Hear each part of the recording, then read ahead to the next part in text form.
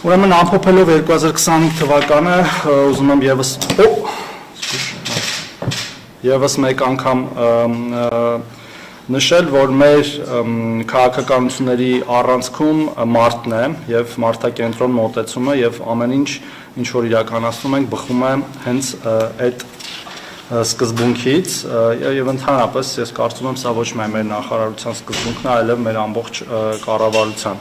եւ մեր բոլոր բարեփոխումները եւ ծրագրերը ըստ էության դրանից են սերվում։ Մի քանի կարևոր բարեփոխումներ, որ իրականացվել են 2025 թվականին, նշեմ, դրանցից երևի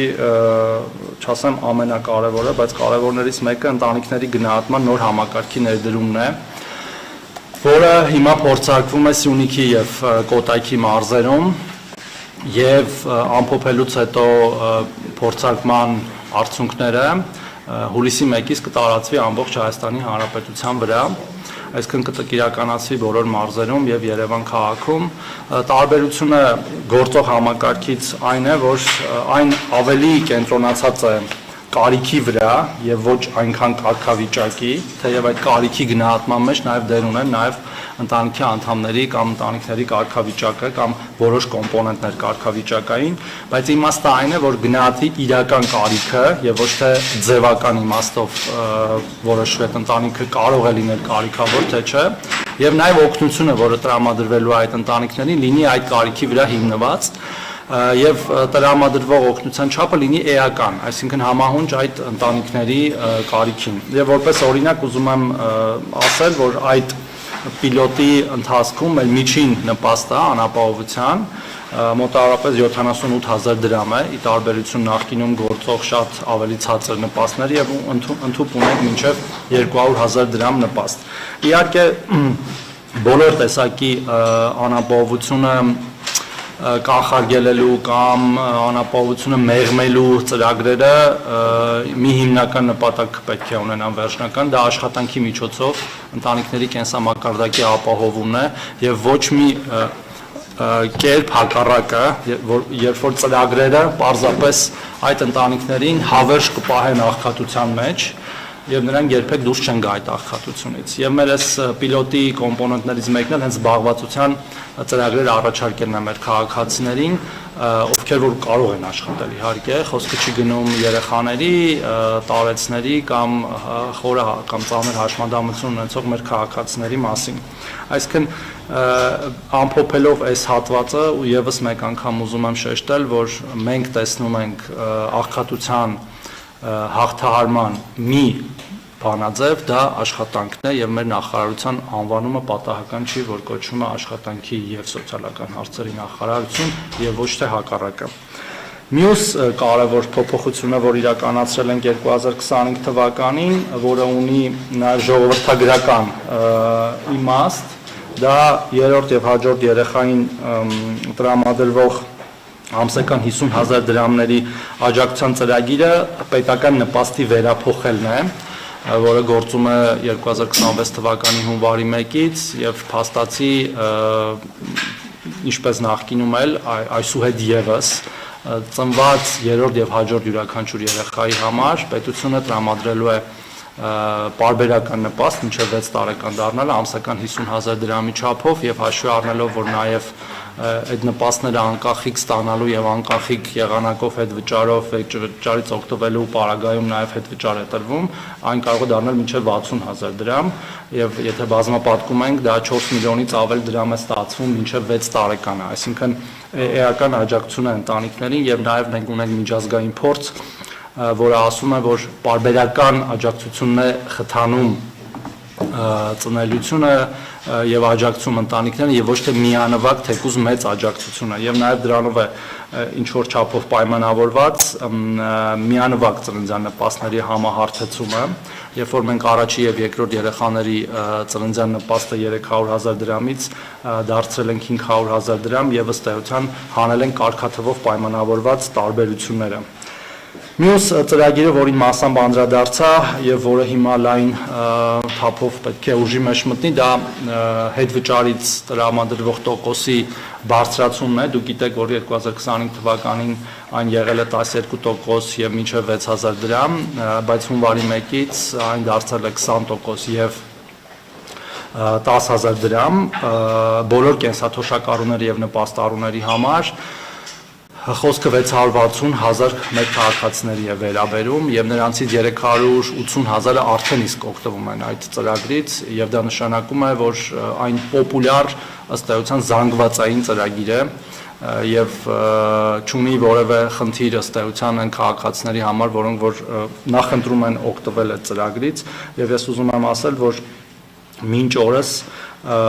ծրագրի շրջանակներում վերադարձվել է 31 միլիարդ դրամ այդ ծրագրի շրջանակներում, այսինքն այդքանով ավել վճարը իրականացվել մեր քաղաքացիներին, գիտեք նաև մեր մյուս հետ վճարի ծրագրի մասին, որը վերաբերում է բոլոր քաղաքացիներին 2%-ի չափով եւ եթե մեր կենսաթոշակառուները եւ նպաստառուները նախընտրեն ունենալ Arca Card, Visa կամ Mastercard-ի փոխարեն, նրանք կարող են նաև հավելյալ եւս 2% ստանալ իրենց կենսաթոշակներից եւ նպաստներից անկանխիկ առևտուր իրականացնելու դեպքում։ Մյուս կարևոր փոփոխությունը, որ արել ենք եւ անում ենք հիմա, դա բոլորը իրար հետ ըստ էության փոխկապակցված անկանխիկի ամբողջական անցումն է։ Այս մասով շատ են եղել շահարկումներ, նորից թվերով եմ ուզում պատասխանել այդ շահարկումներին։ Մենք դեկտեմբերի, այսինքն նույնիսկ դեկտեմբերի չէ, հունվարի փոխանցումների դրությամբ, այսինքն բառից ուղիղ իմաստով մի քանի օր առաջ կատարված փոխանցումների իմաստով ունենք ընդամենը 48,000 քաղաքացի, որ մինչ օրս կանխիկով է ստանում իրենց կենսաթոշակը եւ նպաստը իմ նշած 660,000-ից, այսինքն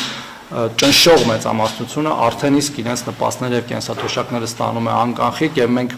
պատրաստվում ենք մնացած բոլոր քաղաքացիներին նույնպես վճարել անկանխիկը ավելի հարմարավետ է, անկանխիկը ավելի անվտանգ է եւ անկանխիկը ավելի նաեւ ֆինանսապես ձեռնտու է։ Եվ մենք հիմա մեր գործընկերների հետ, բանկերի, կենտրոնական բանկի հետ աշխատում ենք, որպեսզի այն մեր քաղաքացիների համար, որոնք խնդիրներ կունենան բանկ այցելելու,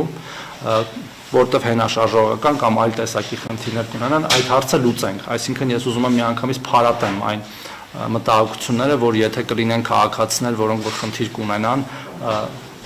տարբեր հենաշարժական եւ այլ տիպի, մենք նրանց հարցը կլուծենք մեր գործընկերների միջոցով, ինչու ոչ նաև մեր միասնական սոցիալական ծառայության տեղային տարածքային գրասենյակների միջոցով, այսինքն չի լինելու մի քաղաքացի, որ զրկվի իրեն հասանելի կենսաթոշակից կամ նպաստից իր շարժունակության պատճառով, այսինքն այդ հարցը միանգամից պարզաբանեմ։